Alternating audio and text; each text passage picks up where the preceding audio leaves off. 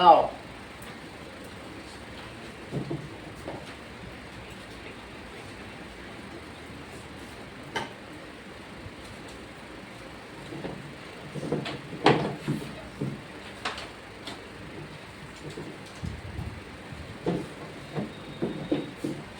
देखो,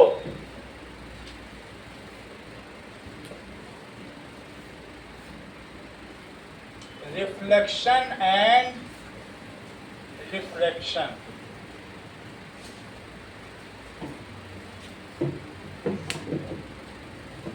कुछ पुरानी चीज बताएंगे, कुछ नई चीज भी बताएंगे।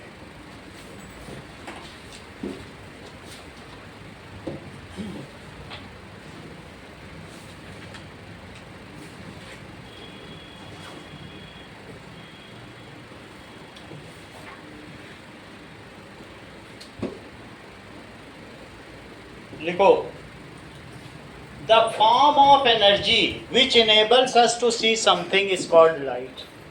The form of energy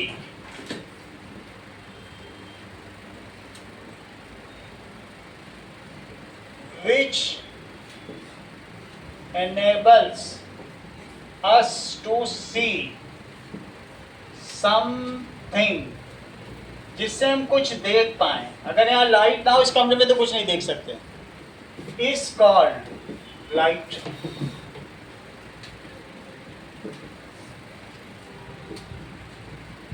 this energy exists in form of packet.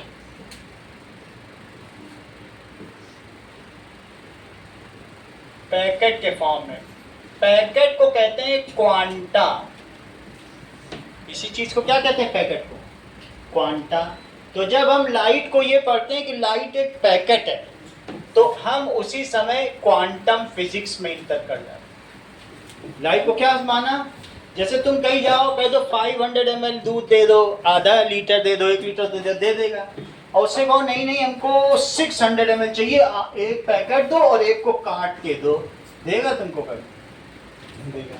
कहेगा एक पैकेट ले लो, 2 ले लो, 3 ले लो, काटेंगे नहीं हम, पैकेट बर्बाद थोड़ी ना करेंगे। तो यहाँ चीज पैकेट के फॉर्म, समझ में आ गई बात कि नहीं? तो if anything is packetized then that is called quantum physics. 2 तरीके की फिजिक्स हैं, एक प्री 1890 है जिसको न्यूटोनियन फिजिक्स कहते हैं या क्लासिकल फिजिक्स। वो लाइट को पैकेट नहीं मानती है, वो पार्टिकल मानती है, और एक लाइट को पैकेट ऑफ एनर्जी मानती है। तो फिजिक्स कितनी तरीके की हुई बताओ? 2 तरीके की है। कौन कौन सी? एक है क्लासिकल फिजिक्स जिसे किसने बताया, और दूसरी क्या है? Quantum physics. क्वांटा का मतलब क्या होता है? पैकेट। तो क्लासिकल फिजिक्स का दूसरा नाम क्या है? Newtonian physics. अच्छा, इसमें जरा बहुत सारे श्रोडिंगर, हिजनबर्ग, हम धीरे धीरे नाम देखेंगे आगे चल के, हैं मैक्स प्लांक है, कई नाम है, 11th में देख लेंगे। लेकिन ये पोस्ट 1890 है जिसमें पैकेट मान के जाना चला जाता है चीजों को। तो इट इज पोस्ट 1890। और ये कौन सी है? Pre 1890।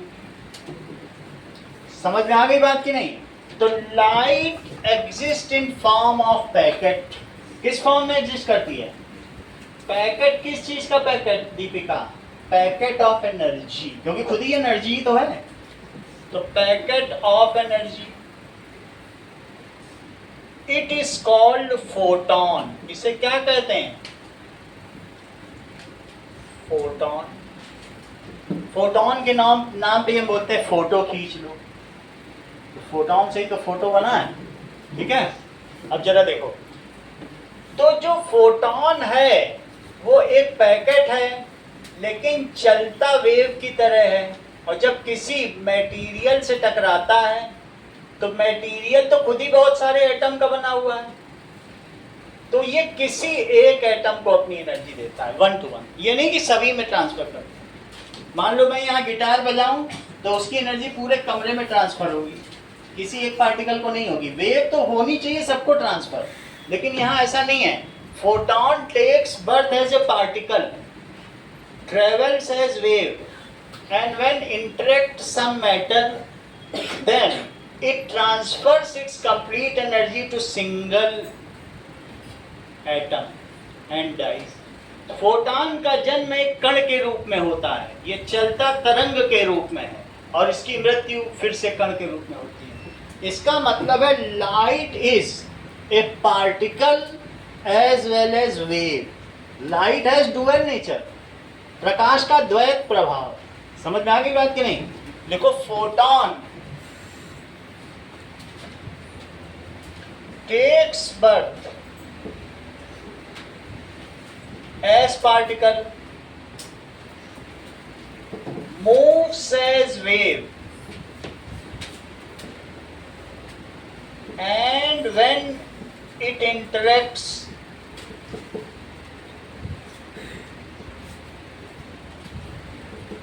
some matter, then it transfers its energy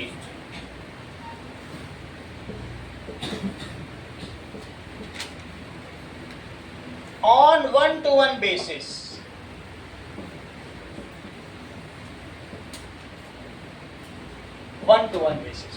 so it dies as particle. इसका मतलब क्या हो गया प्रभात? Dies as particle. इसका मतलब है लाइट में कितने नेचर हैं? Dual nature. इस पर 200 सालों तक बहस चलती रही।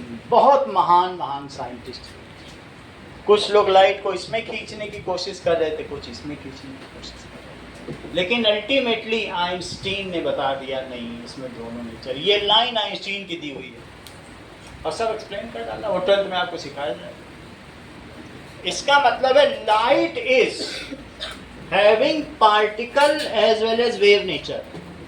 जब ये पढ़ेंगे, समझ में आए ये चैप्टर, तो ये पार्टिकल नेचर है। और जब अगला चैप्टर पढ़ेंगे, आईज द कलरफुल वर्ल्ड, वहाँ डाइफ्रैक्शन है, वहाँ डिस्पर्सन है, वहाँ स्कैटरिंग, वहाँ वेव नेचर पढ़ेंगे। अभी हम रे ऑप्टिक्स पढ़ रहे हैं, अगला चैप्टर वेव ऑप्टिक्स। बाकी 12th में यही 2 चैप्टर ही रह जाएंगे, ऑप्टिक्स ही रह जाएगा। सही है? तो इसका मतलब लाइट हैज डुअल नेचर। कैसा नेचर है?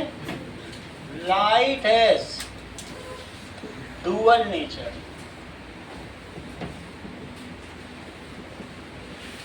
wave as well as particle.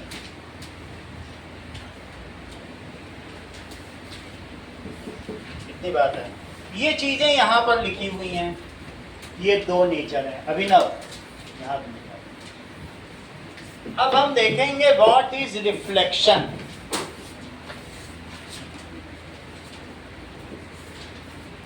When light falls on shiny surface,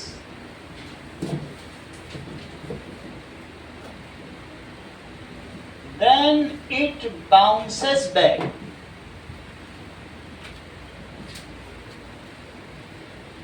in same medium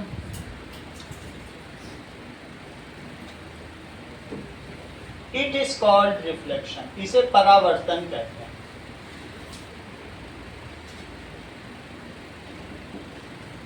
मान लीजिए कि एक कोई शाइनी सरफेस है या मिरर है, और जब इस पे लाइट पड़ी तो ये बाउंस बैक हो गई, उसी मीडियम में हो गई। That is the interface. जहां पे टकराई इसको क्या कहते हैं? इंटरफेस। ठीक है? तो अब इस चीज को क्या कहा जाएगा? When light falls on shiny surface, it bounces back in same medium. It is called reflection. जैसे गेंद को मारो जमीन पे तो टप्पा खा के फिर से वापस आ जाएगी। It is reflection. Laws of reflection क्या होते हैं? अब देखो,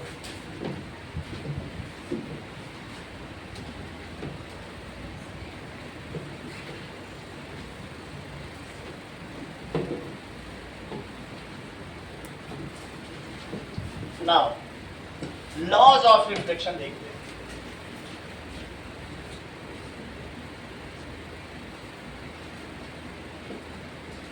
ड्यूरिंग रिफ्लेक्शन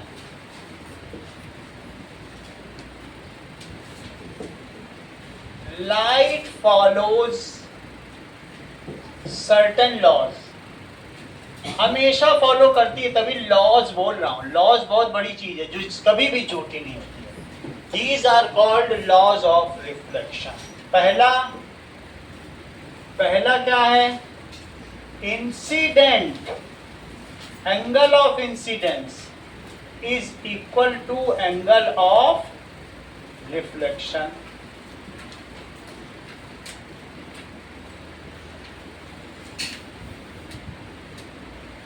ये मिरर है। पहला लॉ देखो, नाउ एंगल ऑफ इंसिडेंस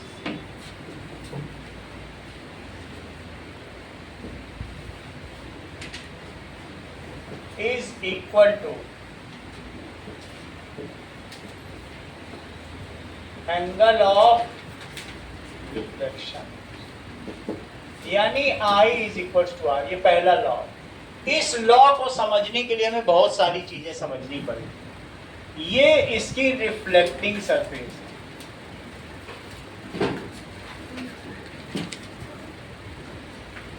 ये इसकी नॉन रिफ्लेक्टिंग सरफेस,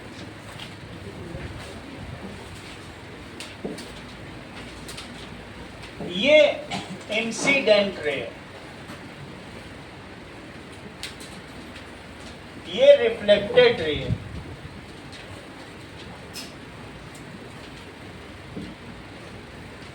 ये पॉइंट ऑफ इंसिडेंस।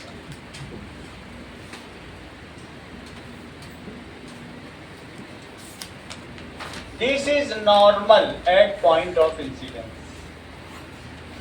ये नॉर्मल होगा। जरा सारी चीजें समझिए। रे क्या होती है? Path of photon is called रे। इसका मतलब समझो, जो फोटॉन है उसकी वेवलेंथ इतनी कम है दीपिका कि अगर मैं कहूं कि फोटॉन चला तो वो इतनी पास है कि 10⁻⁻⁷ मीटर, 1 मिलीमीटर का 1000वां हिस्सा। 1 मिलीमीटर में 1000 हिस्से कर तुम 1 mm जानती हो ना, इतनी पास होगी कि क्या पता चल पाएगा तुमको? वेव की नहीं देख पाओगे ना। तो इसलिए हमारी आंखों को ये धोखा हो जाता है कि लाइट सीधी रेखा में चलती है। जब हम इसके वेव नेचर को ओवरलुक कर दें और ये कहें कि लाइट सीधी रेखा में चल रही है, तो इसे रे ऑप्टिक्स कहा जाएगा। और जब उसे कंसीडर करने लग जाए और उससे कंपाउंड माइक्रोस्कोप, क्योंकि वेव रहेगी तो तुम कभी उससे कुछ बना पाएंगे, तो जब हम इसका वेव नेचर देखते हैं तब इसे वेव ऑप्टिक्स। और जब इसको ओवरलुक करते हैं, अरे इतना छोटा है, इसकी वेवलेंथ लैम्डा इतनी छोटी छोड़ो, तो पाथ ऑफ फोटॉन, तो मान लीजिए ऐसे है, तो ऐसे ही तो मानेंगे। Ray has a originating point, it propagates in a particular direction indefinitely until it interacts with some material particles। ये बात समझ में आ गई? रे क्या होती है? ये एक ही दिशा में चलती रहती है। हम लोग मैथमेटिक्स में भी रे पढ़ चुके हैं, लाइन सेगमेंट सब पढ़ चुके हैं कि नहीं? तो path of photon is called रे। It originates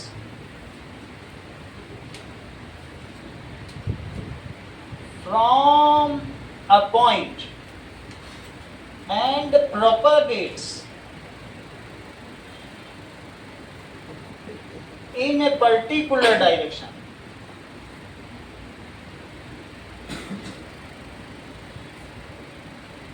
indefinitely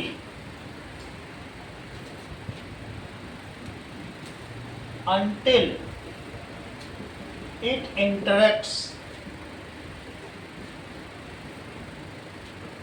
some material particle।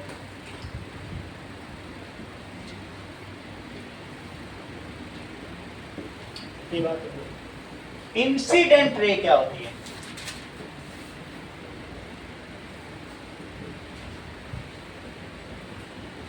The ray which falls on some surface is called incident.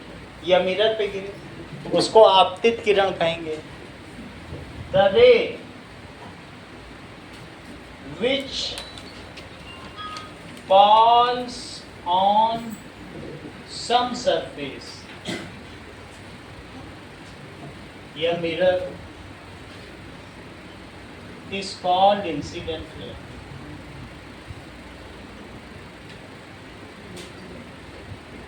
Now, point of incidence क्या होता है?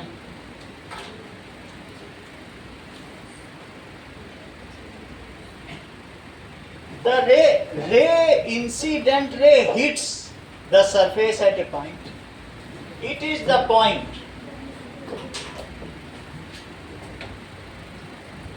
at which incident ray hits a surface.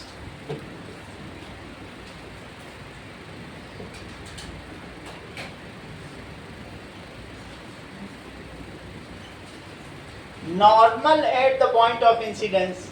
If perpendicular is drawn at point of incidence, then it is called normal at the point of incidence. What is called reflected ray? Reflected ray क्या होती है?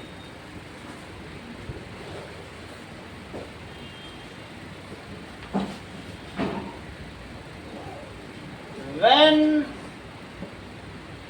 ray bounces back in same medium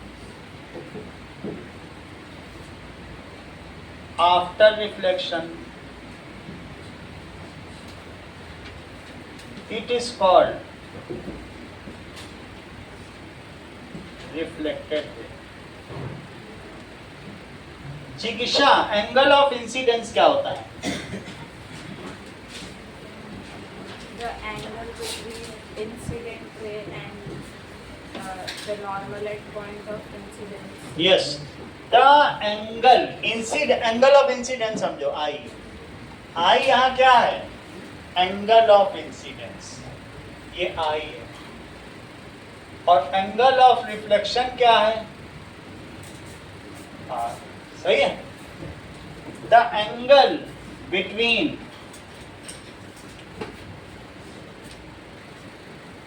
incident ray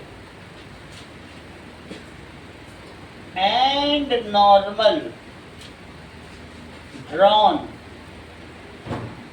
at point of incidence. जरा ध्यान दीजिए.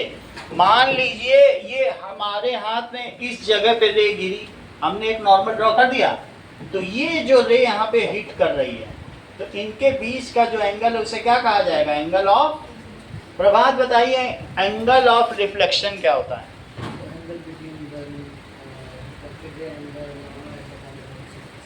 Correct. Normal at the point of incidence. At the point of reflection नहीं बोला जाए, क्योंकि पॉइंट ऑफ इंसिडेंस ही होता है गेंद टप्पा कहाँ खाए, फिर तो वहां चली जाएगी. That is angle of reflection. लिखो.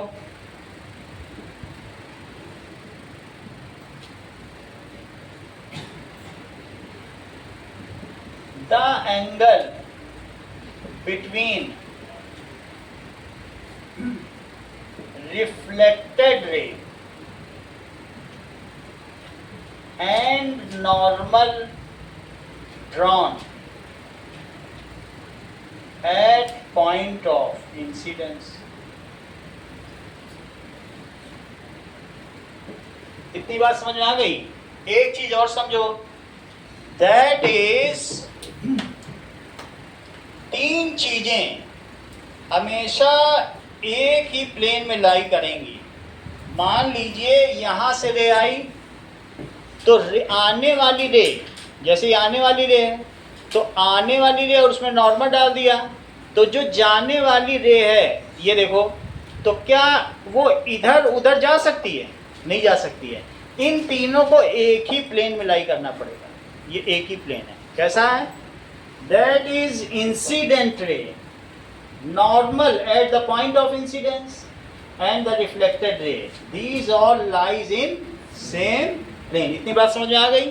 कौन कौन से तीन चीजें एक प्लेन में लाई करेंगी? द इंसिडेंट रे,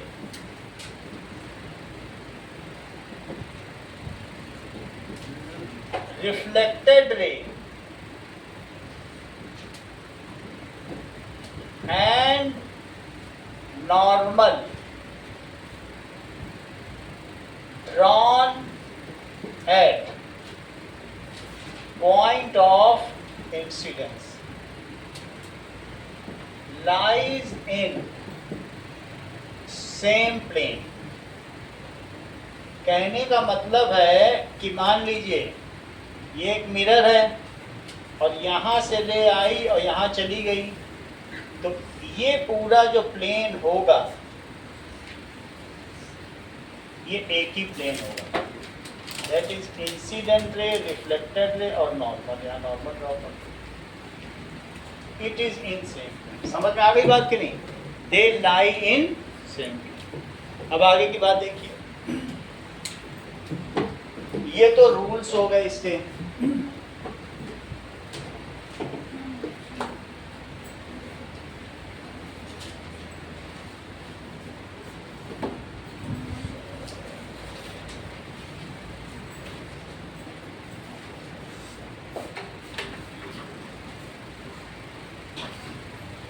अब देखो, कहने का मतलब है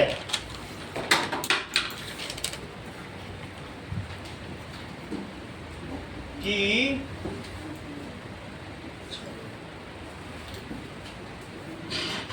ये देखो, ये एक मिरर है। अगर मैं इसमें लाइट डालता हूं तो आप देखो ये बिल्कुल उधर ही ऊपर ही पड़ रहा है, ये नहीं कि उतने ही एंगल पे इधर उधर चला जाए। तो जितने एंगल पे लाइट डाली जाएगी ये तीनों सेम प्लेन पर हैं, ये देख रहे हो आप। और नॉर्मल भी डाल लो। समझ में आ गई बात कि नहीं? तो अगर यहाँ से तुमने टप्पा मारा तो उधर ही जाएगी और ये एक ही प्लेन में होगा। Unless until it is a फिरकी गेंदबाज, अगर वो स्पिनर ना हो, स्पिनर यहाँ मारता है उधर चला जाता है स्टेन बाउंड की तरह, सिंपली बॉल मारी जाए तो वहीं तो जाएगी कि नहीं। चलो अब देखो,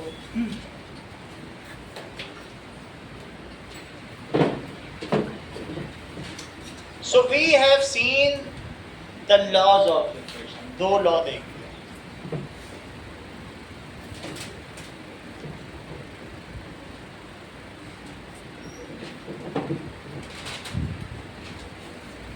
Anything which is smooth and shiny and can reflect light, तो उसे क्या कहेंगे? Mirror. Anything, any surface which is smooth and shiny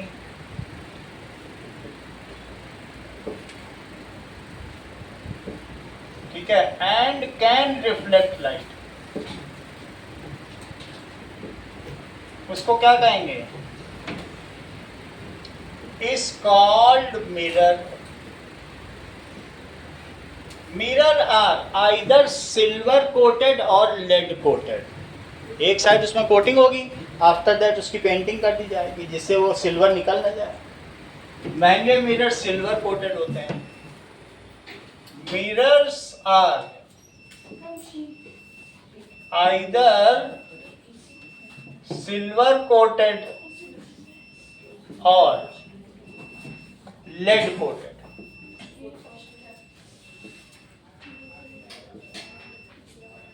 ऐसा हो। मिरर कितने तरीके के होंगे? मिरर दो तरीके के हो सकते हैं।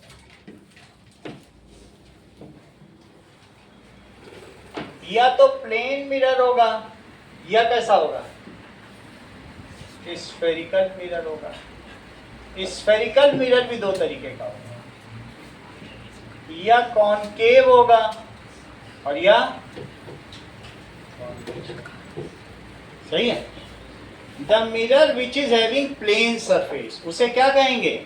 जैसे हम लोगों के घर में मिरर होता है तो उस मिरर को क्या कहेंगे? Plane mirror.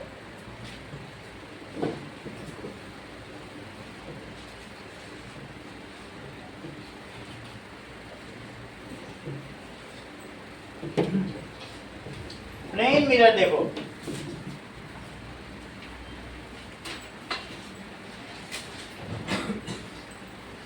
it has plain, shiny, smooth surface. It does regular reflection. इसका मतलब क्या है? If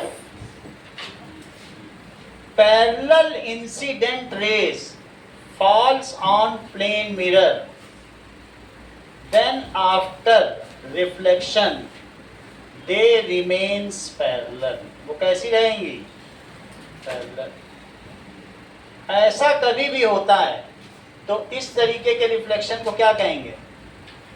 जबकि हर पॉइंट पे मैं नॉर्मल ड्रॉ कर सकता हूं, देखो नॉर्मल ड्रॉ करो तो जो ये एंगल है वही ये एंगल है, जो ये एंगल है वो ये एंगल है. What is regular reflection? If parallel incident rays after reflection remains parallel, then it is called regular reflection. समझ जाएंगे बात?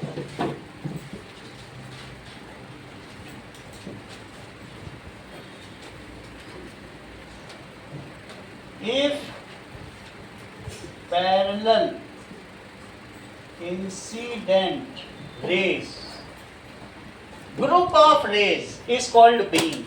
बहुत सारे अगर रेस का समूह है तो उसको क्या कहेंगे? बीम. तो parallel incident rays after reflection remains parallel.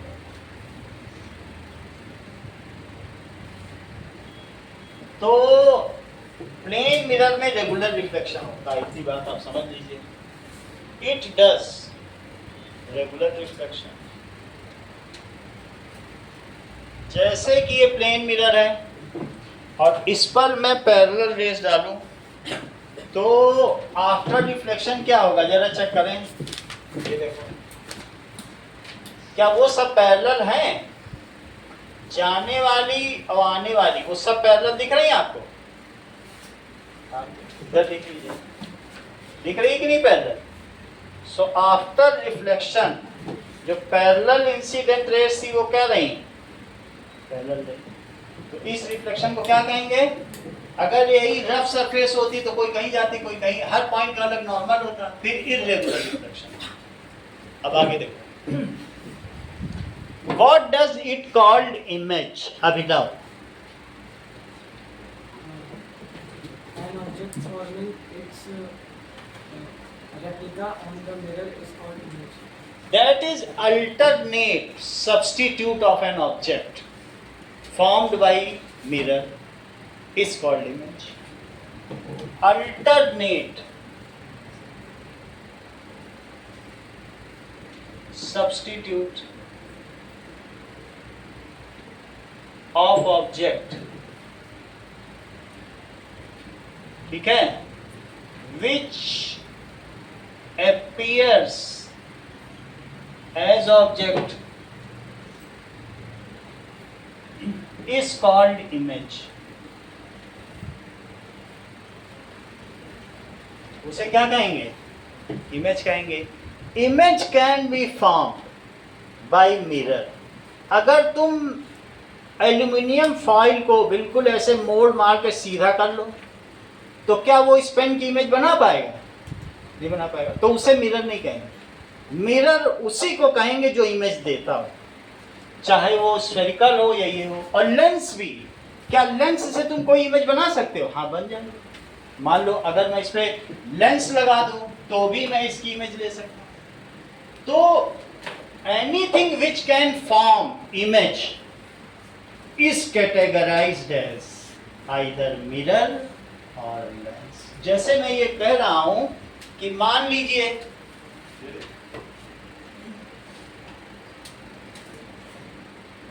तो एक हमारे पास ये मिरर है. अब इस मिरर से हम क्या कर सकते हैं? इसकी इमेज बना सकते हैं. ये देखो, तो इसकी अब तुमको इमेज दिख रही है, बिल्कुल वैसा दिख रहा है. अब मैं सीधा इसलिए नहीं कर रहा हूं, वही चीज दिखेगी. और क्लियर कर लें। अभी हम कैंडल की भी दिखा दें। अल्टरनेट इमेज दिख रही कि नहीं, समझ में आ गई बात कि नहीं? तो जिससे बन सके, वरना यहां भी देख लो, बाहर की भी इमेज हम दिखा सकते। तो जिसको पेपर पे लिया जा सके उसको कहेंगे रियल इमेज। क्या कहेंगे? Real image. इसके लिए हम इनकी कॉपी लेते हैं, इसमें ज्यादा अच्छा है। ये अब ये देखो कि बाहर ये जो पेड़ है, अब इसकी इमेज जिसमें देख रहे हैं, तो जरा देखो, तुमको उल्टे पेड़ दिखाई दे रहे हैं कुछ? बिल्कुल लाइट बंद कर दे रहा हूँ और आपके सब कुछ बंद कर दे। इधर की भी लाइट बंद करते हैं, बिल्कुल क्लियर दिखेगा। ये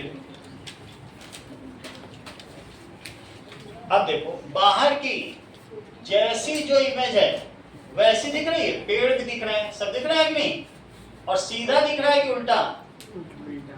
उल्टा दिख रहा है। So anything, any image which can be taken on screen is called real image. उसको क्या कहेंगे? Real image. हम इससे भी ले सकते हैं, और नहीं तो अगर हमारे पास लेंस हो उससे भी ले सकते हैं। जो भी चीज इमेज बना सके उसको हम मिरर कहेंगे या लेंस कहेंगे। ठीक है, किसी भी कांच के टुकड़े को हम लेंस नहीं कहेंगे। लेंस की डेफिनेशन क्या होती है? इट शुड फॉर्म इमेज, तभी हम कहेंगे। ऐसे देखो ये चीज, ठीक है, इसकी बीच में मोटी सरफेस है, कॉन्वेक्स है, तो अब हम इससे भी बना सकते हैं। बाहर से लाइट आएगी और इस पर पड़ेगी, ठीक है, तो हम बना सकते हैं। नहीं तो हम कैंडल से बना सकते हैं। इससे इतना नहीं आ रहा है। Let us see by lighting a candle. Image तो तुमको पता चल गया ना, दैट इज द अल्टरनेट या सब्स्टिट्यूट ऑफ एन ऑब्जेक्ट, उसका अल्टरनेट, उसे क्या कहेंगे? अब जरा देखो,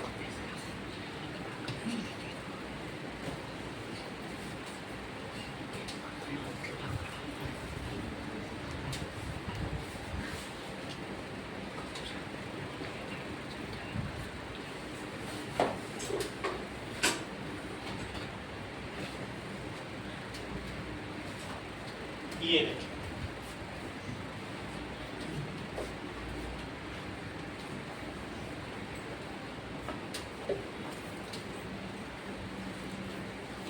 now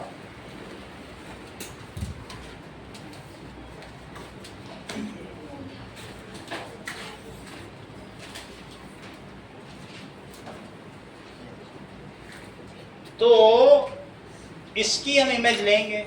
ये हमारे पास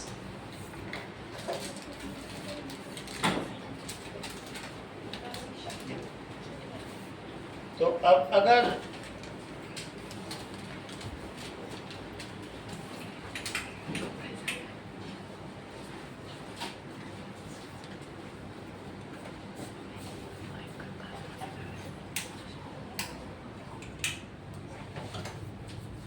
ये देखिए, क्या आपको ये इसकी फ्लेम दिख रही है जिसको हम पेपर पे ले पा रहे हैं? और क्या ये इसकी फ्लेम जो है अल्टरनेटिव है वो है? ये सीधी दिख रही कि उल्टी? तो रियल इमेज इज ऑलवेज कैसी होगी? चेक करो, रियल इमेज किस तरीके की होगी प्रभात?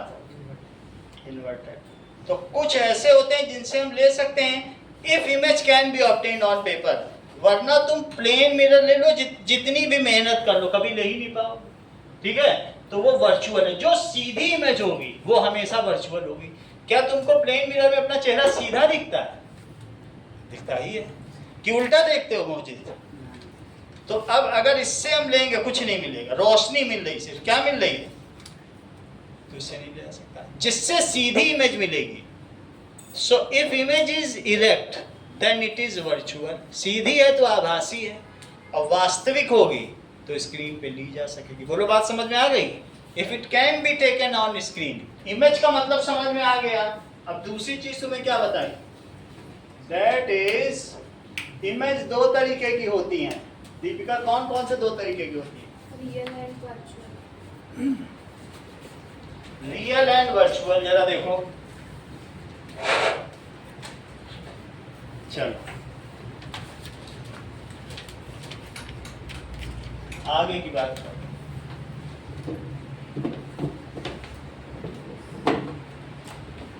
ना, ठीक है।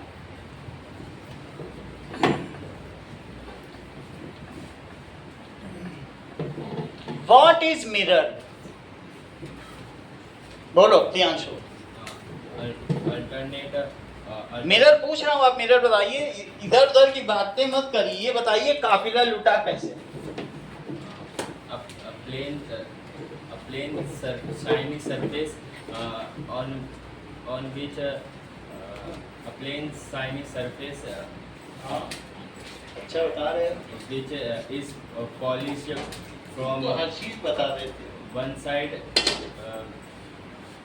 with a बहुत अच्छा बता रहे हो। हाँ अनुष्का, व्हाट इज मिरर?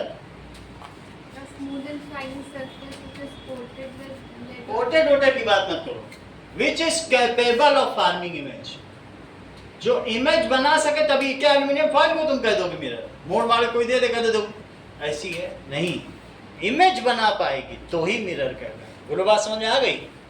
जब तुम पहले मिरर खरीदते हो तो अपना सुंदर चेहरा देखते हो, ये ऐसे खरीद के ले आते हो। तो सबसे पहली चीज है कि मान लीजिए मिरर क्या होता है, ये देखो कुछ इसमें दिख रहा है, ऊपर उंगली लगाओ, कुछ नहीं। तो अल्टरनेट है, अंदर में ढक है। देखो ऊपर दिख रहा है, उंगली लगाइए, लेकिन अंदर है। कुछ ऊपर दिख रहा है, उंगली लगाओ, अंदर दिख रहा है। देखो उसी का तो रेप्लिका है, ऊपर दिख रहा है कि नहीं 3D? ऊपर कुछ दिख रहा है, उसको उंगली लगाओ, ऊपर दिख रहा है कुछ, उंगली लगाइए उस पे। तो इट इज अल्टरनेट। ऊपर दिख रहा है ना मेरे, उंगली लगाओ ऊपर, ये रेप्लिका है। दिख रहा है, उंगली लगाइए, सही है। उंगली लगाओ, ऊपर कुछ नहीं है ना, इसको ठीक करना पड़ेगा।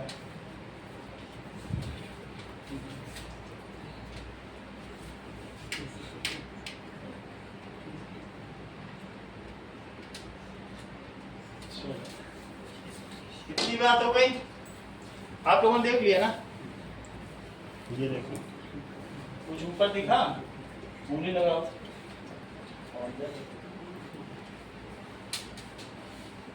ऊपर दिख रहा है ना रेप्लिका, फिंगर लगाइए, अब देखो अंदर, सही है। और अंदर देखो, जरा है ना, है अंदर है कि नहीं? चलो, व्हाट इज, उसी की इमेज बन के आ रही है। तो इमेज क्या होती है? अभी आपने देखा जैसे फ्लेम की इमेज बन के आई, एनी शाइनी सरफेस और transparent piece of glass of variable thickness. कैसी थिकनेस होनी चाहिए? कहीं से मोटा, कहीं से पतला। Which can form image is called mirror और लेंस। इसे क्या कहोगे? मिरर है तो मिरर, और ट्रांसपेरेंट सरफेस है तो लेंस। प्रिज्म को तो लेंस नहीं कह सकते हो। प्रिज्म से क्या कोई इमेज बनती है? इससे बना के दिखाई थी आपको, फ्लेम नहीं, आगे भी दिखाते रहेंगे। इसमें तो प्रैक्टिकल है पूरे चैप्टर में। ठीक, तो क्या लिखे बोलो? इमेज तो तुमने लिख ली, अब अगली बात क्या लिखें? What is mirror? मिरर की नई डेफिनेशन है,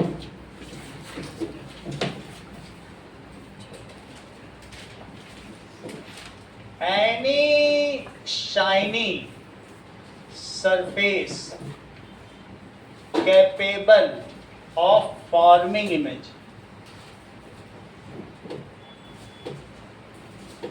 इज कॉल्ड, अभी सेंटेंस पूरा करो। Is called mirror and lens. Mirror lens नहीं कहो, अभी तो शाइनी सरफेस है।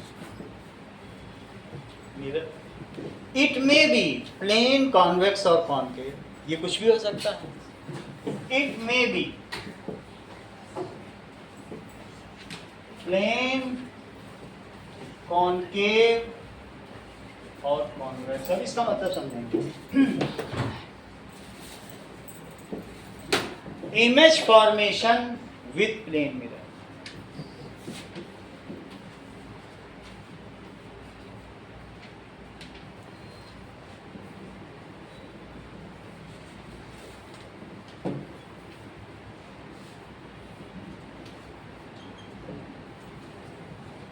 ये देखो, मान लीजिए आपने एक प्लेन मिरर ले लिया और यहां पर एक पॉइंट ऑब्जेक्ट लिया।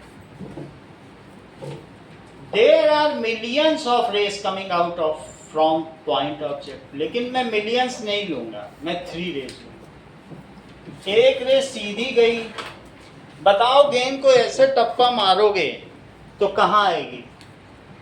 It retraces its direction, revert back and retraces its direction.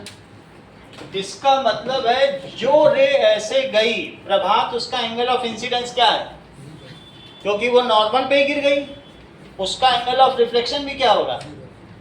एक रे तुम ऐसे ले लो, वैसे तो इसमें मिलियंस ऑफ रे हैं, लेकिन मैंने 3 लिए, 3 ले ली, एक ऐसे और एक ऐसे। तुमने क्या कभी एक्सपीरियंस किया है कि अगर यहाँ पॉइंट ऑब्जेक्ट हो तो इतनी दूर पर भी आपको उतने ही डिस्टेंस पर एक पॉइंट ऑब्जेक्ट मिलेगा? बोलो, ये बात कभी तुमने नोटिस की है? अगर नोटिस किए तो अच्छी बात है, नहीं नोटिस किए तो मैं करा देता हूँ कि मान लो मैंने एक पॉइंट ऑब्जेक्ट ले लिया। अब जरा देखो, तो ये देखो, इसमें क्या जो इमेज बन रही है वो उतने ही डिस्टेंस पे बन रही है पीछे? इतना तो सभी को पता है, डेली लाइफ का हम लोग को मालूम है। तो ऐसे तो होता ही है, पॉइंट ऑब्जेक्ट की इमेज उतने ही डिस्टेंस पे पीछे बनेगी। ठीक है, the distance of image from mirror is same as distance of object from mirror. Okay, the size is also same. As it cannot be taken on paper, so it is virtual and direct. तुम अपना चेहरा है सीधा देख रहे हो, सीधा है, इसका मतलब है कि मैं अगर इसके पीछे पेपर रखूं तो अभी अविश दिख जाएगा क्या? दिख ही नहीं पाएगा। ठीक है, तो जरा ये देखो, उतने ही डिस्टेंस पे पीछे बन रही है। ठीक है कि नहीं? इसका क्या मतलब हुआ? हम एक अपने सपोर्ट के लिए यहाँ पीछे पॉइंट उतने ही डिस्टेंस पे लिख लेते हैं, इसको लिखेंगे O और इसको क्या लिखेंगे? I लिख लेंगे। और अब देखो, यहां से हमारी आंखों पे रे ऐसे आई है, लेकिन हमारी आंखों को लगता है कि प्रकाश सीधी रेखा में चलता है, तो वो सोचेंगी कहीं पीछे से आई होगी, पीछे से आई होगी। तो our eyes can easily be cheated. They think, वो क्या सोचती हैं कि लाइट हमेशा अगर मेरी आंखों पे आ रही है, ऐसे गिर रही है, तो लाइट तो travels in straight line path, तो पीछे से कहीं से आई होगी। अब यहाँ देखो, अगर लाइट हमारी आंखों पे गिर रही है ऐसे, ये देखो,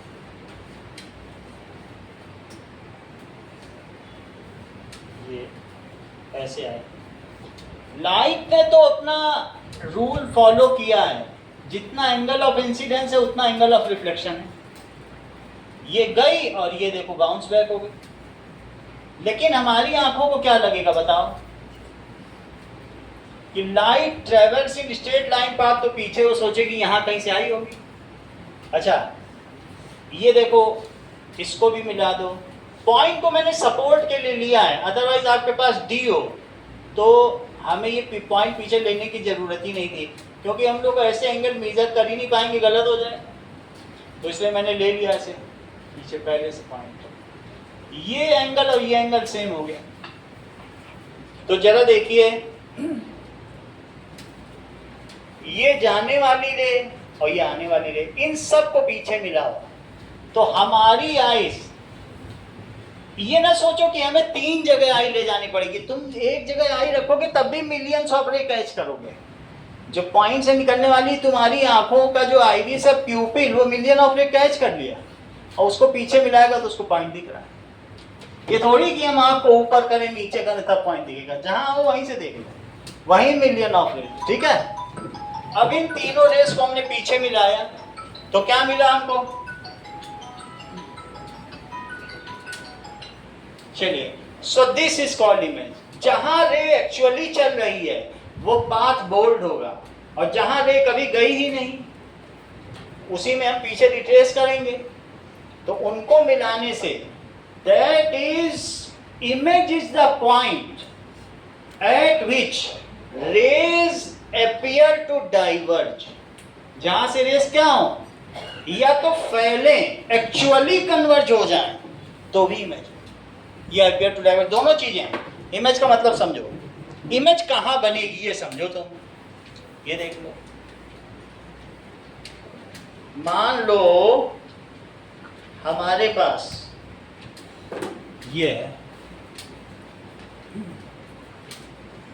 तो यहां से ये देखो हमने 3 रे डाली, तो बताओ क्या ये रेस कहीं एक्चुअली मिल रही हैं? एक्चुअली मिलेंगी वही इमेज का पॉइंट, या तो एक्चुअली कन्वर्ज हो जाए। दिख रहा है सबको? Image is the point where the rays actually converge. यहां पे जहां मिल रही वहीं पर अगर मैं एक पेपर रख दूं तो क्योंकि लाइट एक्चुअली वहां पे आ रही है तो तुम वहां पे बिल्कुल डॉट पा जाओ। समझ में आ गई बात कि नहीं? जहां पे मिल रहा है तीनों वहीं पे तुम पेपर रखो, ये रियल इमेज मिलेगी। तो 2 केस हो सकते हैं इमेज के, ये अपीयर टू डाइवर्ज। जैसे ये देखो, मान लो डियाना ऐसे डालूं तो तुम्हें क्या लग रहा है कि कहीं मिरर के पीछे से आ रही, ऐसा लग रहा है कि नहीं? ये देखो, तो अब मिरर के पीछे तुम सोचो कि जहां से आ रही वहां मैं पेपर रख दूं तो वहां पे तुम्हें कुछ मिलेगा? मिरर के पीछे अंधेरा मिलेगा। मिरर के पीछे कह दो हमारे घर में एक मिरर, उसके पीछे कागज रख के कुछ मिलेगा, काला होगा, वहां कहाँ रोशनी पहुंचनी। So when rays appear to diverge, it always appear to diverge from back side of mirror, और when it actually converge then it converges in front of mirror. देखो ये कहाँ कन्वर्ज हुई बताओ? सही है? तो इमेज 2 तरीके की हो सकती है। इमेज का पॉइंट कौन सा होगा बताइए? Location of image is that point from where either rays, देखो यहां से निकली एक रे, ये निकली एक, अपीयर टू डाइवर्ज है, कोई वहां से जा थोड़ी रही, वो तो यहीं से ही हो रही। लेकिन आंखें बहुत भोली भाली हैं, वो सोचती हैं प्रकाश सीधी रेखा में चलता है, वो ये नहीं सोच पाती ब्रेन में कि कहीं टकराया होगा फिर लौटा होगा, इतना दिमाग नहीं है। आती हुई दिखी तो सोचेंगे पीछे से आ रही। बोलो बात समझ में आ गई कि नहीं? चलो इस चीज को लिखो। Image is, location of image क्या होती है? Is the point. सेंटेंस पूरा करो। तुम बता ही नहीं रहे, आप बोलो। Location of image is that point. बोलो। where rays appear to diverge or और? actually converge। इतना ही बोलना। जहां से किरणें अभिसरित होती हुई प्रतीत होती हूं या वास्तव में अपसरित होती हूं, तुम हिंदी में बोल दो। हमको ये नहीं है कि तुम हिंदी, इंग्लिश, फारसी, संस्कृत में बोलो, लेकिन ये बोलो इमेज होती क्या है। Image is, location of image is the point. सही है? लिखो। Location of image is the point from where rays appear to diverge। अगर appear to diverge होंगी तो बैक साइड ऑफ मिरर होगा।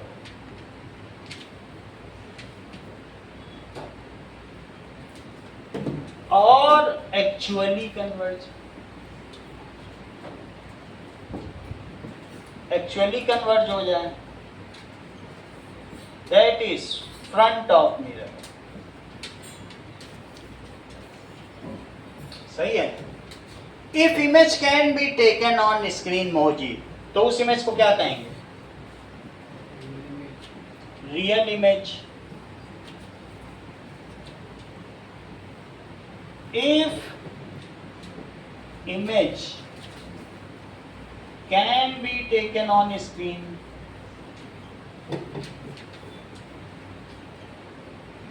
it is called real image.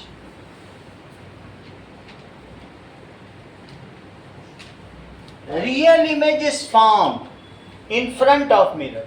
पीछे थोड़ी ना बनेगी, क्योंकि वहां को तो रे पहुंचेंगी और कागज पे तुम्हें लेना है। तो रियल इमेज हमेशा कहाँ बनेगी? इन फ्रंट ऑफ मिरर। मैंने यहाँ मिरर रखा था और इस पर तुमने देखा था कि मैंने फ्रंट पे ऐसे बनाई, ऐसे ली। क्या मैंने ऐसा कर दिया था क्या कि पेंटिंग की साइड से ली थी, पेंट से रिफ्लेक्ट होगा, ऐसे कुछ रिफ्लेक्ट हो भी पाएगा? तो रियल इमेज हमेशा कैसे बनेगी? इन फ्रंट ऑफ मिरर। यहाँ रे आएंगी, यहाँ टकराएंगी, यहाँ जाएंगी, तभी तो तुम देख पाओगी। देख लो, फ्रंट पे बना रहे हैं, देख लो, कोई दूर की बात नहीं, बनेगी नहीं। और मैं सोचूं कि नहीं बैक में रियल बना दूं उल्टा, तो पेंट से कुछ मिलेगा तुमको? पेंटिंग से मिल पाएगा क्या?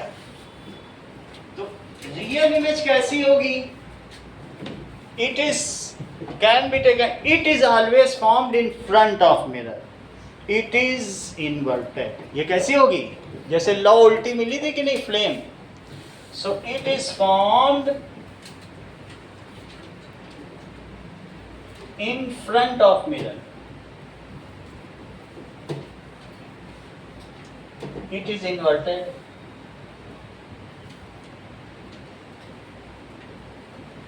Now, what is? चलिए, what is virtual image? Virtual image से तुम क्या समझते हो?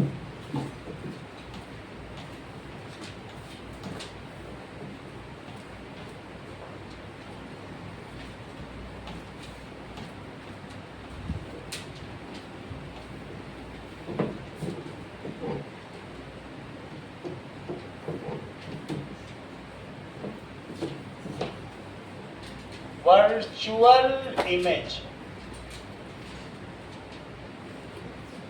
it cannot be taken on screen as it is formed back side of mirror. Check करो, पॉइंट तुम्हें कहाँ मिला था? अभी कागज पे दिखाया था, सामने ही मिल गया था कि पीछे? मिरर के पीछे। तो वहां कुछ भी रखोगे कुछ मिल पाएगा क्या? अगर मैं मिरर के पीछे बिल्कुल अंधेरा कर दूं और वहां तुम पेपर रखोगे तो कुछ मिलेगा क्या? ठीक है। As it is formed behind the mirror,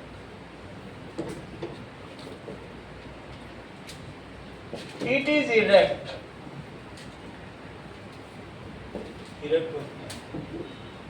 कहने का मतलब है, वर्चुअल का मतलब आभासी, और ये वास्तविक है। वास्तविक प्रतिबिंब, इसको कहेंगे वास्तविक प्रतिबिंब,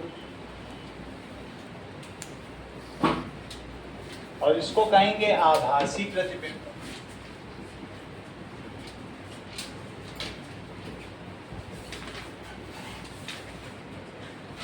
What is the nature of image of an arrow? मान लो मैंने एरो लिया। Arrow is a collection of millions of points, and from every point millions of rays are coming. Arrow खुद ही मिलियन ऑफ पॉइंट है, और हर point से million of ray चल रहे हैं। जैसे इससे मिलियन चल रही थी, तो इसके हर पॉइंट से मिलियन मिलियन मिलियन मिलियन चल रही होंगी कि नहीं? लेकिन फिर भी हम सिंप्लिसिटी के लिए इसके एरो के हेड से 2 रेज लेंगे और एरो के टेल से भी 2 रे लेंगे। एरो में 2 चीजें होती हैं, एक हेड होता है और एक क्या होती है? टेल। तो जो ऑब्जेक्ट होता है उसको हम ए बी से डिनोट करते हैं और जो इसकी इमेज बनेगी वो ए डैश बी डैश से। अगर एक में एरो रखूं तो तुमको क्या ऐसा लगता है कि इसके ठीक पीछे इतनी ही डिस्टेंस पे हमको एक एरो मिल जाएगा? वास्तव में वहां कुछ मिलेगा नहीं। और जब कुछ नहीं मिलता है, मिरर के पीछे बनती है, तो वहां तो रेस पहुंचती नहीं है, उसको डॉटेड ही बनाते हैं। मिरर के पीछे कुछ भी बोल्ड नहीं बनाएंगे, क्योंकि अगर हमने यहाँ पे बॉल मारी तो क्या नीचे मयूरी गारमेंट्स में चली जाएगी, उसके सर पे लग जाएगी, यहीं पे तो टक्कर मारेगी। या उधर मारेंगे तो क्या आनंद मेडिकल पे पहुंच जाएगी, नीचे तो नहीं जा सकती। मिरर के पीछे कुछ नहीं जाता, तो मिरर के पीछे हर चीज डॉटेड बनाना, और मिरर के सामने ही तो बाउंस बैक होगा। चलो, ये रहा ऑब्जेक्ट और ये रही इमेज। इसे लिखो ए डैश बी डैश। अब ये बताओ, ये जो रे गई है, ठीक है, वो नॉर्मल पर गई है at the point of incidence, तो वैसे ही रिट्रेस हो जाएगी। रिट्रेस हो जाएगी तो आंखों को क्या लगेगा? लगेगा ये यहीं कहीं पीछे से आ रही है। वो तो सोचेंगे कि प्रकाश सीधी रेखा पे चलता है, और यहां आई तो वो ऐसे लौटी। मैं थोड़ा सा सपोर्ट इसका ले रहा हूं क्योंकि मेरे पास डी नहीं है।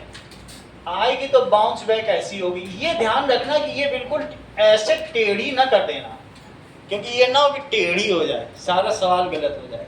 तुमको स्केल रखना है, ये बिल्कुल ऐसे रखोगे और तब ऐसे बनाना। हाथ से हैंड ड्रॉन नहीं होना चाहिए, ये बिल्कुल ऐसे लगे सीधा चलना। सही? तो it appears to eyes that it is coming from somewhere behind। अब देखो, दो रे आंखों को मिली, एक ये मिली और एक ये मिली, तो आंख सोचेगा it appear to diverge from this point। तो इस ए का सब्स्टिट्यूट या अल्टरनेटिव डैश हो जाएगा कि नहीं हो जाएगा? और इसी तरीके से ये जाने वाली रे ऐसे गई आंखों के लिए, तो आंखों ने समझा कि ये कहीं पीछे से आ रही होगी, क्योंकि लाइट तो सीधी चलती है, वो इतना कैलकुलेट थोड़ी कर पाएगी कि गेंद गई थी, फिर टकराई थी, फिर आई थी। अच्छा, एक ये देख लो, तो यहां पर भी लाइट कैसी होगी? ये यहां चली गई, तो हर एक में एरो बनेगा। यहां पर भी नॉर्मल ड्रॉ कर दो, तो अब आंखों को क्या लगेगा? एक रे ये आ रही, एक ये आ रही, तो ये बी का सब्स्टिट्यूट ये हो गया। तो इसलिए ये जो एरो है वो ऐसे दिखेगा। बोलो, बात समझ में आ गई कि नहीं? तो क्या क्या चीजें तुम्हें पता चली? बोलो, nature of image from plane mirror.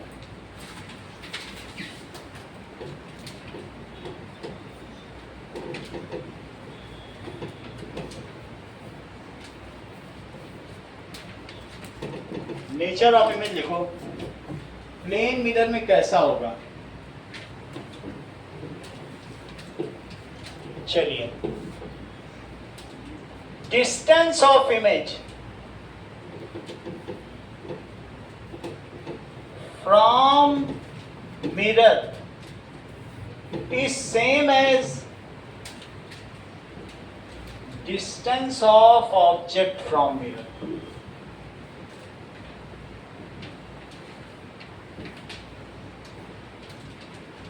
दूसरा, as it is formed behind the mirror, so it is virtual and direct।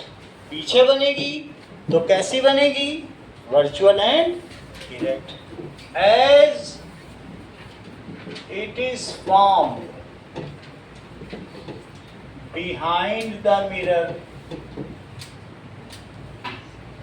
so it cannot be taken on screen। इसको पेपर पे नहीं ले सकते हो, so it is virtual and direct. It is of same size.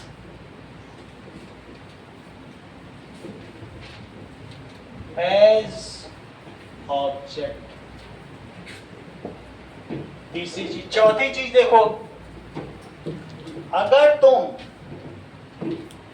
Mirror में atom को देखोगे तो एटम तुम्हें कैसा दिखेगा?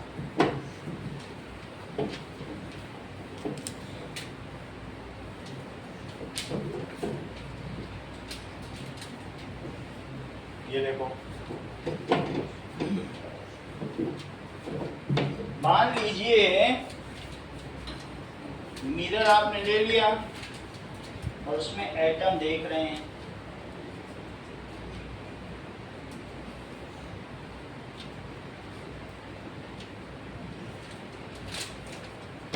तो किस तरीके का दिखेगा?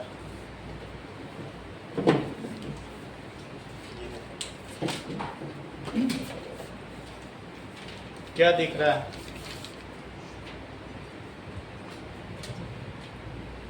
पढ़ने से क्या दिख रहा है? नहीं दिख रहा। ये लेटरली इन्वर्टेड। क्या दिखा? एटम आपको क्या दिखा? दिखा?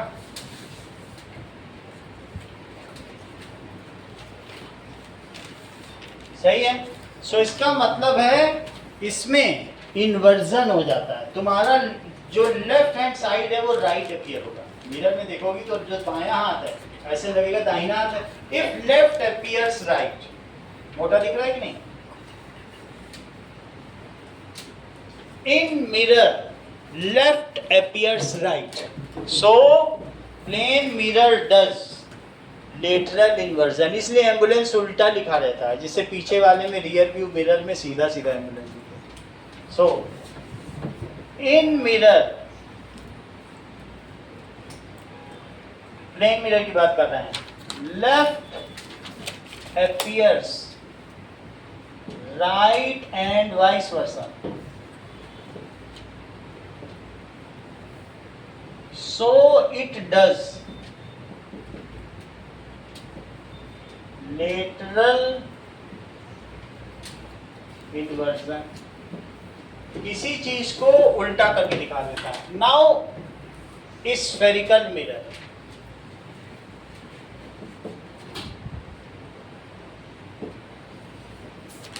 ठीक है, किसी भी शाइनी स्फीयर से, बहुत शाइनी स्फीयर हो उससे काट के निकालो। तो मान लीजिए जैसे कितना शाइनी स्फीयर, पूरा ही स्फीयर ले, पूरा पूरा उससे काट के निकाल दो, तो उससे जो बनेगा उसको क्या कहेंगे? Spherical mirror, part of A shiny sphere. भाई ये कोई बहुत बड़ा गोला रहा होगा, उसी से तो काटा गया। Part of A shiny sphere is called spherical mirror. If its reflecting surface is bulged in or curved in, then it is called concave mirror। और मान लो ऐसी हो, इसमें तो दोनों ही कॉन्केव है, ऐसी हो जाए ये रिफ्लेक्टिंग होती तो उसे कहेंगे कॉन्वेक्स मिरर। बोलो बात समझ में आ गई कि नहीं? इफ जैसे पीछे है वो देखो बड़ा सा बल्ज्ड आउट है कि नहीं, पहला वाला, तो रिफ्लेक्टिंग सरफेस बल्ज्ड आउट है तो कॉन्वेक्स मिरर है, और बल्ज्ड इन है तो क्या होगा? जैसे ये देखो आशना, तो इसमें रिफ्लेक्टिंग सरफेस बल्ज्ड इन है, सो इट इज कॉनकेव मिरर। दिख रहा है? अब देखो, चलो लिखो,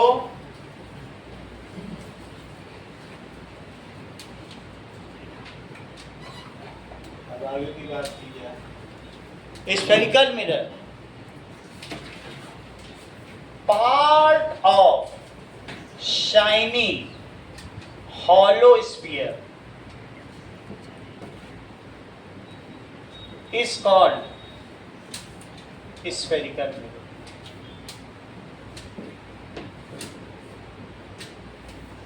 पूरा हमने ऐसा ले लिया एक शाइनी हॉलो स्फीयर और उसमें से इतना हिस्सा कट कर लिया तो वो एक स्फेरिकल मिरर बन गया। उतने हिस्से को कट कर लिया तो अब उसमें हमारी मर्जी, हम चाहें तो इधर मरकरी चढ़ाएं, चाहे तो इधर मरकरी चढ़ाएं। मरकरी जिधर चढ़ाएंगे उधर पेंटिंग करनी पड़ेगी, नहीं तो मरकरी को स्क्रैच करके निकल जाए। सही है? सो ये spherical mirror is called spherical mirror if जरा ध्यान दें, ये दो तरीके के हो सकते हैं। हम अगर इधर पेंटिंग कर दें, पॉलिश कर दें और फिर पेंट कर दें तो ये रिफ्लेक्टिंग सरफेस हो। और दूसरी चीज क्या हो सकती है कि हम इसके इधर की ओर कर दें, हमेशा पॉलिश इधर दिखानी है, तो इसकी रिफ्लेक्टिंग सरफेस बल्ज आउट है, क्योंकि लाइट लेफ्ट से पड़ेगी। ये नहीं होगा कि हम वैसे ही दिखाएं तो दूसरी में इधर पेंट कर दें, पेंटिंग इधर ही रहेगी, ये रूल है। ठीक है, तो लिखो ये दो तरीके के होते हैं। पहला क्या है, concave mirror, if reflecting surface is bulged in, ये रिफ्लेक्टिंग सरफेस है।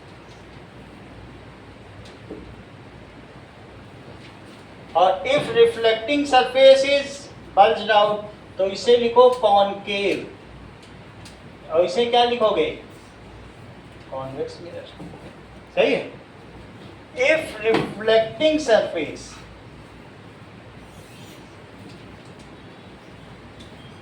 is bulged in, it is called concave mirror। bulged in भी लिख सकते हो, curved in भी लिख सकते हो। ठीक है, ये ऐसे होगा। इसकी रिफ्लेक्टिंग सरफेस ऐसी है, इसको हाथ में लेके देखो, क्या इसकी रिफ्लेक्टिंग सरफेस बल्ज्ड इन है? और पीछे वालों को भी दे देते हैं तो वो भी देखें। ये पता लगाओ कि कौन सी इसमें कॉनकेव है और कौन सी कॉन्वेक्स है, दोनों में पता लगाओ। इसमें पता लगाओ और इसमें, और मुझे बताना अभी देख के, आप लोग भी पता लगाओ।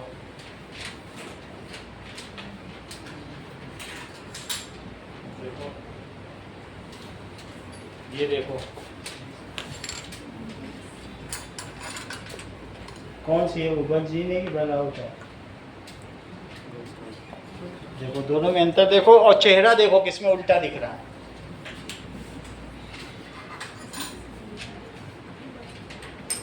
कौन सा दिखा है वो,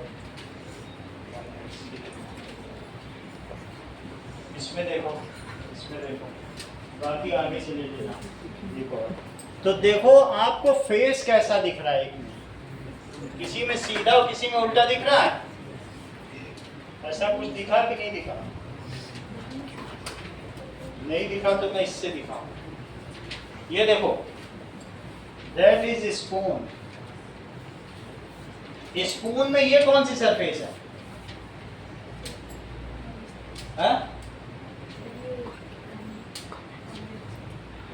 अच्छा बता रही हो तुम तो पहले से सब जानती हो, तुमसे क्या पूछा? हाँ, कौन से कॉनकेव है, कैसा दिख रहा है? और अब अभी फिर से आएंगे स्वाति, और क्योंकि इसकी रिफ्लेक्टिंग सरफेस बल्ज इन है, उल्टा दिख रहा है, अब सीधा दिख रहा है। देखो कौन सी है, उल्टा दिख रहा है। देखो इन्वर्टर दिख रही,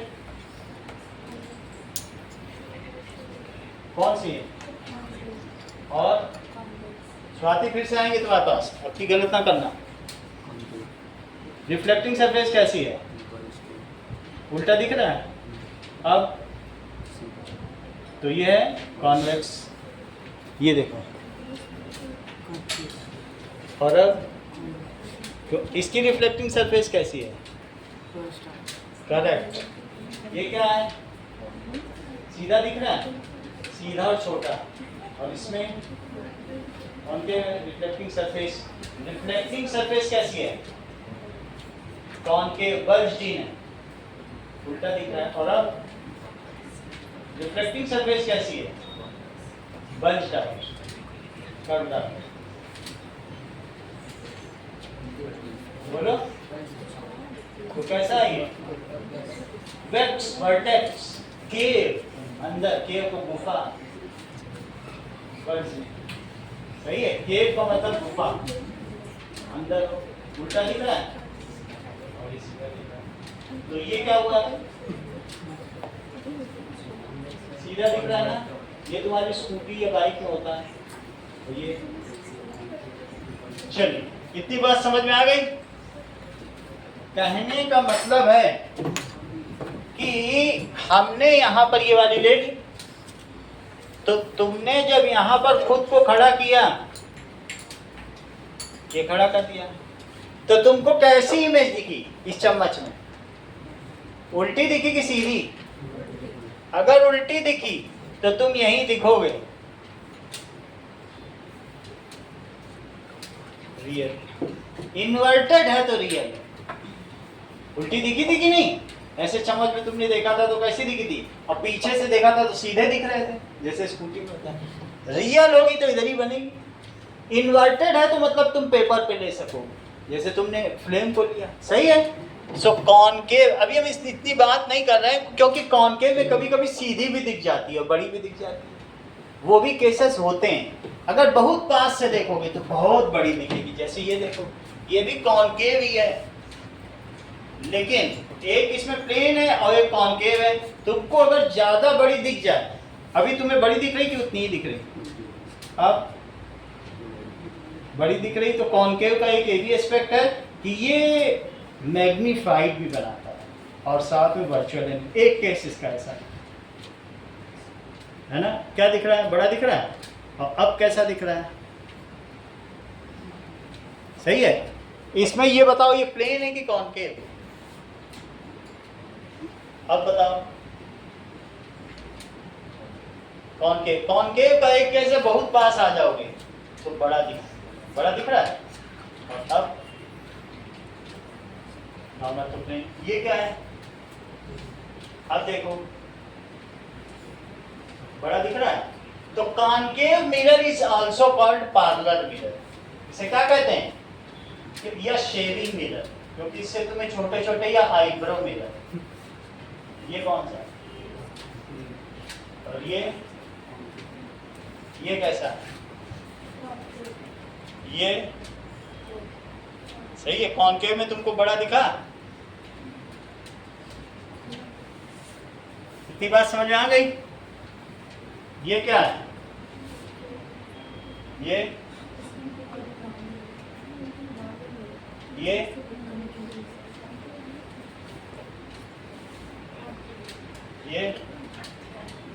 अच्छा, वैसी की वैसी नहीं दिख रही इसमें, तो वही दिख रही।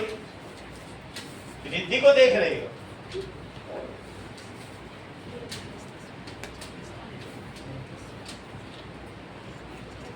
बड़ा दिख रहा है, ठीक है। चलो, अच्छा, कॉनकेव मिरर तुम लोगों को पता चल गया। If the reflecting surface is bulged in, इतनी बात समझ आ गई? What is convex mirror?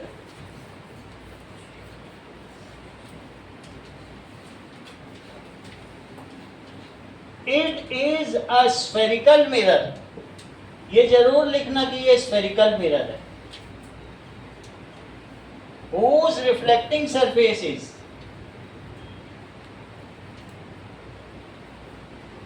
ये अभी डायग्राम बनाने की जरूरत नहीं, क्योंकि इसमें दोनों केस हैं, बस इतना ही बना के छोड़ दो। सही है, बस इतना ही बना दो। whose reflecting surface is bulged out, कैसा होगा? bulged out, ऐसा।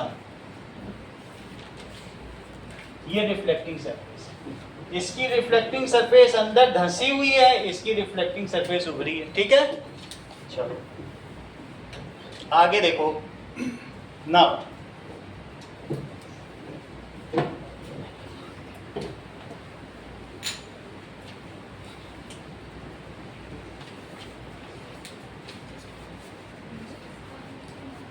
कुछ डेफिनेशंस स्फेरिकल मिरर के पार्ट्स की डेफिनेशन जरा देखो।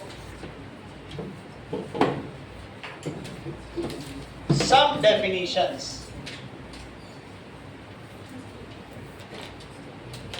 जैसे साइकिल के पहिए में बहुत सारे स्पाइक्स होते हैं, तो स्पाइक रिम से जुड़े हुए होते हैं, ये स्पाइक हैं, तीलियां। तो क्या ये जहां पे जुड़ा है वो उस पॉइंट पे परपेंडिकुलर है? चेक करो कैसा होगा, परपेंडिकुलर। इतनी बात समझ आ गई? कहने का मतलब है centre of curvature,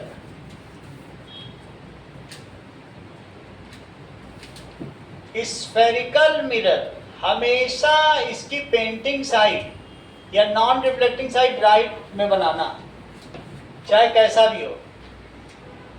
spherical mirror is a part of some sphere and its center is called, उसके केंद्र को क्या कहेंगे? वक्रता केंद्र C. That is convex mirror. और ये क्या है? Concave mirror. देखो इस चीज को, spherical mirror is part of some sphere. Its center is called center of curvature.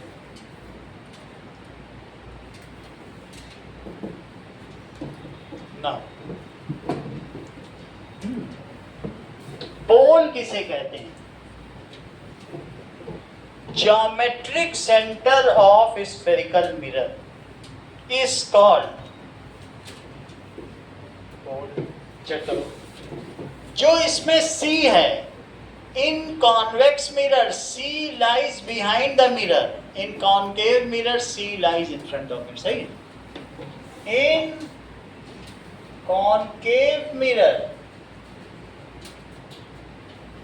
in concave mirror C lies. Swati sentence पूरा करो। In concave mirror, C lies behind the mirror. तुम बहुत दिमाग वाली हो, तुम जानबूझ के गलत सब बता रही हो, मुझे लग रहा है तुम चाल खेल रही हो। हाँ बोलो Deepika. In concave mirror C lies, In concave mirror, C lies in front of convex. In front of mirror है, सीधा सबको दिख ही रहा है, ये जानबूझ के चाल खेल रहे हैं। इन फ्रंट ऑफ मिरर और बिहाइंड द मिरर। बोलो मोजी, समझ में आया? देखो इसमें पीछे है और इसमें सामने। अब मुझे बताओ कि इस मिरर का, ये कॉन्वेक्स है, कुछ भी हो, the geometric centre of mirror is called pole. ध्रुव कहें हिंदी में, समझ। Pole lies on the mirror. Pole कहाँ लाई करेगा? On the. तुम कोई भी ले लो, ये ले लो, कॉन्केव सेंटर बना दो तरफ। Geometric centre of the mirror, इसमें सेंटर पे काला निशान बना दिया, तो geometric centre of the mirror it is called pole. सही है कि नहीं? कहने का मतलब है पोल क्या होता है? Geometric centre of mirror is called pole. Pole को कहेंगे P. It lies on the mirror. मेरा कहने का मतलब है किसी भी मिरर में तुम दो डायामीटर बना दो और डायामीटर जहां कट कर दे वो पोल है। सही? ऐसे ही तो करोगे? सही है। तो इट इज P। अगर तुम इसमें बनाना चाहो तो P कहाँ होगा? और इसमें बनाना चाहो, ये बाद वाला मिरर स्वाति कौन सा है? तो इसमें भी P यहाँ होगा। Always reflecting side should lie towards left. ये ध्यान रखना। क्या क्या ध्यान रखोगे? Always reflecting side should lie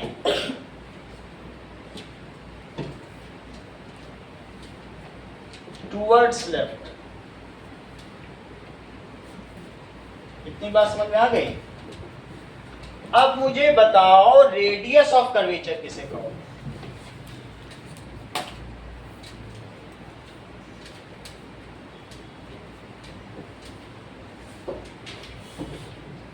ठीक है, दैट इज, ये P है, यहाँ P लिख दो और यहाँ भी P लिख दो।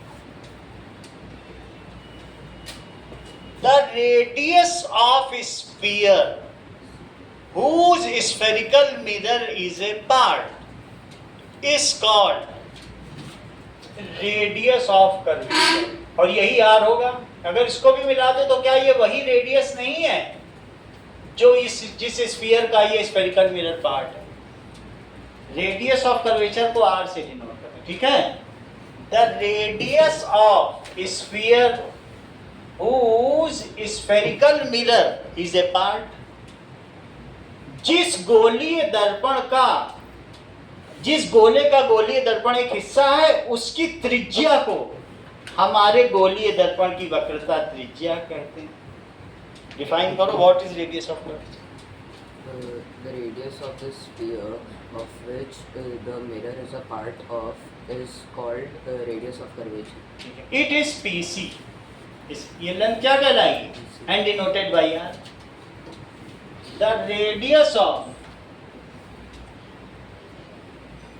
Sphere whose spherical mirror is a part is called radius of curvature.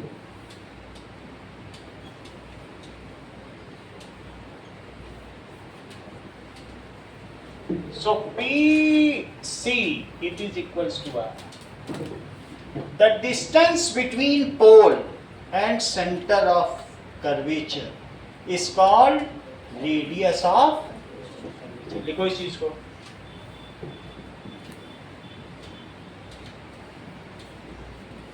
Between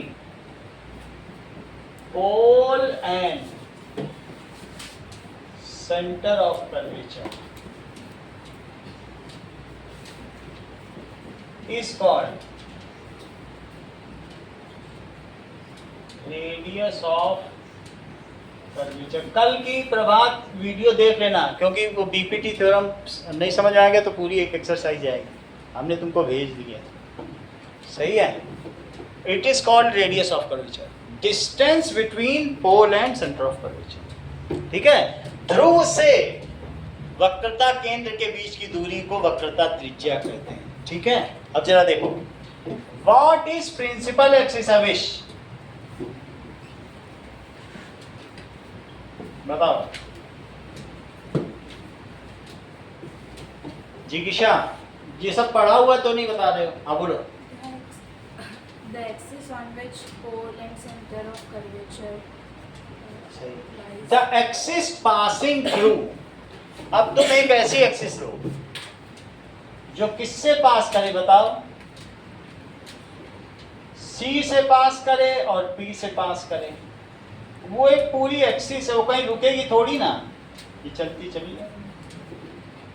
the axis passing through C and P is called principal axis. जय ऐसे नहीं।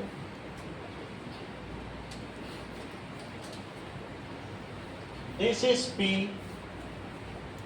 और इसी से एक एक्सिस पास कर दो और दिस इज C। देखो, the axis passing through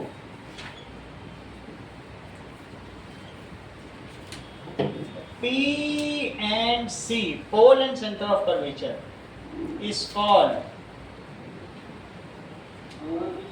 principal axis. कितनी बात समझ में आ गई? नाउ अब आगे देखिए, what does it mean by aperture? Aperture से तुम क्या समझते हो?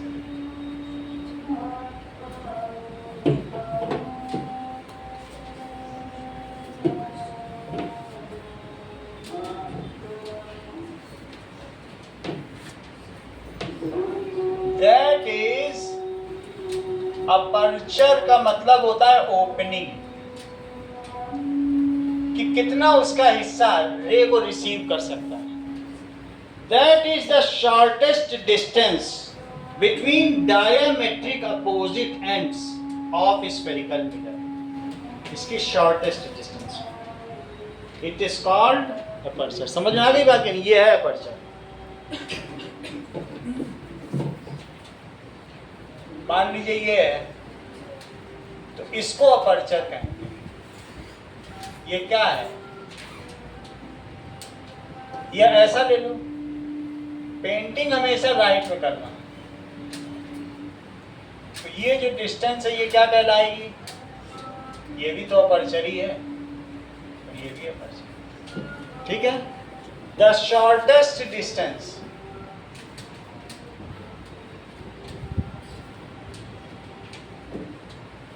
between diametrically opposite ends of spherical mirror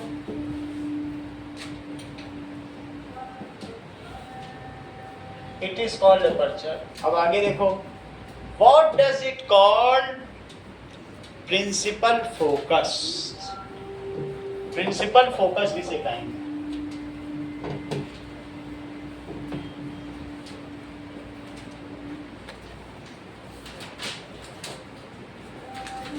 check करो, मान लो मैंने एक मिरर ले लिया और इस मिरर पर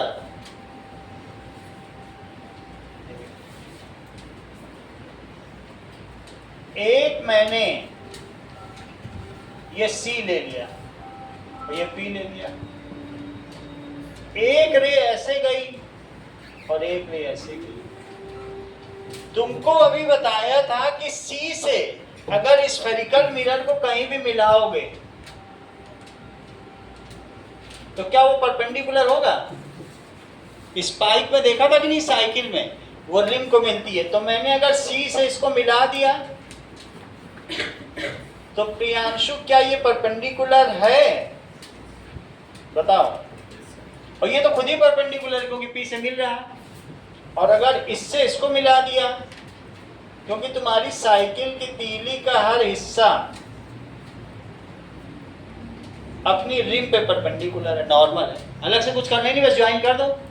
अच्छा बताओ, जितने एंगल पे रे आ रही है, if incoming rays are parallel to principal axis, किसके पैरेलल हो? देन आफ्टर रिफ्लेक्शन, अब देखो आफ्टर रिफ्लेक्शन हो रहा है तो क्या वो उतने ही एंगल पे जाएंगी? ये देखो, जितने एंगल पे आई देख लो, एंगल मेजर कर लो, नॉर्मल के दूसरी तरफ ही तो जाएंगी। और यहां पर भी जितने एंगल पे आई है वो दूसरी तरफ चली गई। तो अब मुझे बताओ कि ये देखो दूसरी तरफ चली गई, बताओ दे एक्चुअली कन्वर्ज हो रही कि अपीयर टू डाइवर्ज हो रही? वास्तव में वे मिल रही हैं। ये जो गई वो भी मिली और ये भी मिली और ये भी मिली, एक ही पॉइंट पे। यहाँ पे तुम रख दो एक डॉट मिल जाएगा, यहाँ पेपर रख दो एक डॉट मिल जाएगा, सही कि नहीं? So the rays which falls parallel to principal axis, CP principal axis से यहाँ से जाने वाली लाइन कौन सी बताओ? तुम और आगे बना दो। प्रिंसिपल एक्सिस हमेशा बोल्ड बनाई जाती है, देखो मैंने बड़ी बना दी। The rays which are parallel to principal axis after reflection either they actually converge। किस केस में? कॉनकेव मिरर में स्वाति, इसमें अभी पूछेंगे तुमसे ये लाइन, तुम पढ़ा चुके हैं तुमको। That is concave mirror. बोलो बात समझ में आई? आइदर दे एक्चुअली कन्वर्ज, अगर एक्चुअली कन्वर्ज हो गई और वो भी मिरर के फ्रंट में ही कन्वर्ज होंगी तो वो रियल इमेज बना देंगी। और दूसरा केस देखो,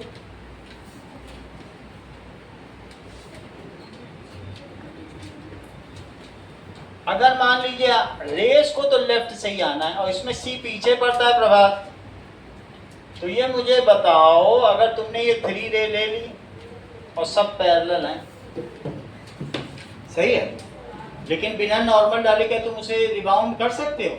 तो नॉर्मल कहाँ से डाला जाएगा? सी से। सेंटर से बस तुम मिला दो, नॉर्मल हो गया। अब मिलाना नहीं, थोड़ा आगे भी बढ़ा देना, क्योंकि नहीं तो पता क्या चलेगा। नॉर्मल हमेशा डॉटेड बनाना। ये देखो आगे बना दिया, सही। यहाँ भी बना दिया।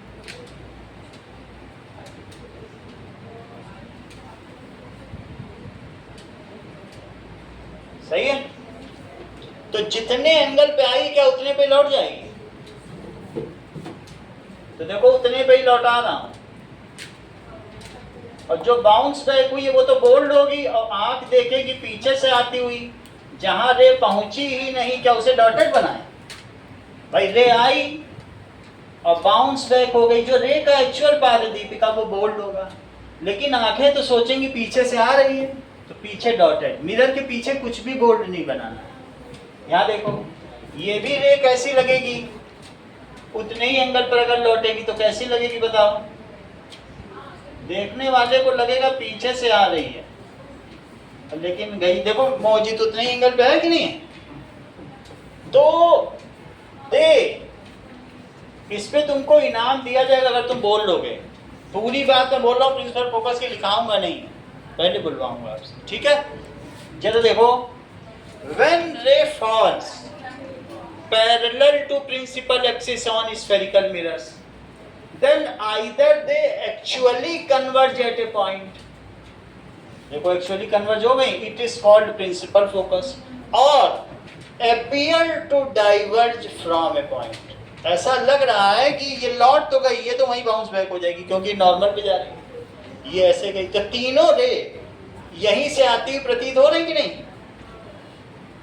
Either they actually converge at a point or appear to diverge from a point. That point is called principal focus.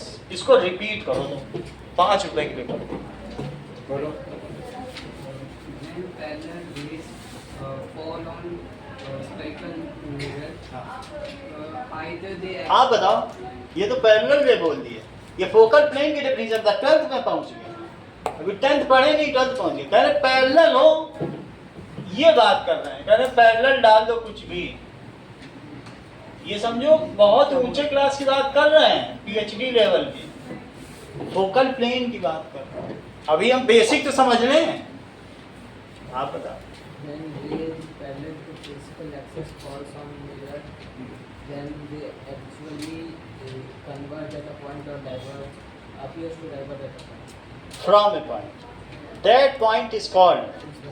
थोड़ी सी कमी रह गई, बताओ। Ray parallel to principal axis falls on spherical mirror. Spherical mirror भी नहीं बोला था। Then after reflection, they actually converge at a point or appears to diverge at a point I appear to diverge. from a point. हाँ That point is called principal focus. सही है, that point is called principal. तुमको इनाम देने की जरूरत नहीं, तुम तो ये सब कितनी बार बोल चुकी। सही है, ठीक है। अब इस चीज को लिखें, चल। तो हमने क्या देखा? कॉनकेव मिरर का भी केस देख लिया, कॉन्वेक्स का भी देख लिया। देखो इस चीज को, व्हेन रेज, रियाना सेंटेंस फिर से बोलो। When ray coming parallel falls on a spherical mirror, they either देखो ये फोकल प्लेन है, ये भी पहुंच गए कल। falls on when ray coming parallel to principal हाँ, axis, when rays parallel to principal axis, ठीक है, falls on spherical mirror, then these either converge at a point। Test नहीं होगा, एक और डेफिनेशन निकाली जाएगी आज, दैट इज फोकल लेंथ, वो लास्ट होगी इसके बाद, ठीक है। कन्वर्ज एट ए पॉइंट, और दूसरा क्या होगा? स्वाति आगे बोलो। और or appear to diverge from a point that point और appear to diverge from a point, इसे क्या कहोगे? That point is called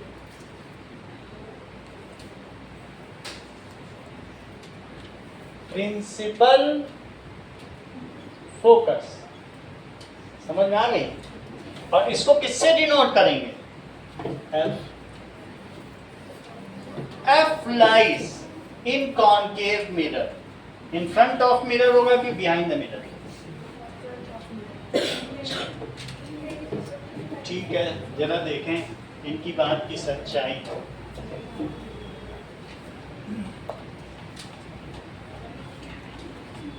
F lies in concave mirror, in front of mirror,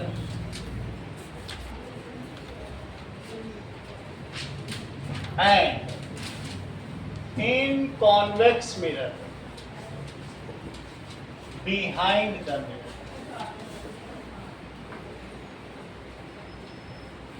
Focal length, जिगिशा,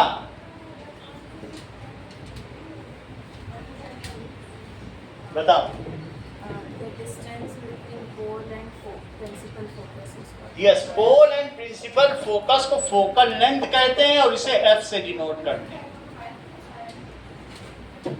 ये एफ है। और पोल और सी के बीच की डिस्टेंस को मौजूद क्या कहते हैं? बताओ। हमारा तो सब्लिमेट ही हो जाता है जरा जरा देर। बोलो अभिनव। हाँ, रेडियस ऑफ कट। तो ये जरा जरा देर में ऊर्ध्वपातित हो जाते हैं। जरा जरा सी चीज याद नहीं रख पाते। बताओ, रेडियस को रेडियस नहीं बोलेंगे तो क्या बोलेंगे? Focal length is half of radius of curvature. सही है? द डिस्टेंस बिटवीन किसके किसके बीच की distance? Pole and focus is called focal length.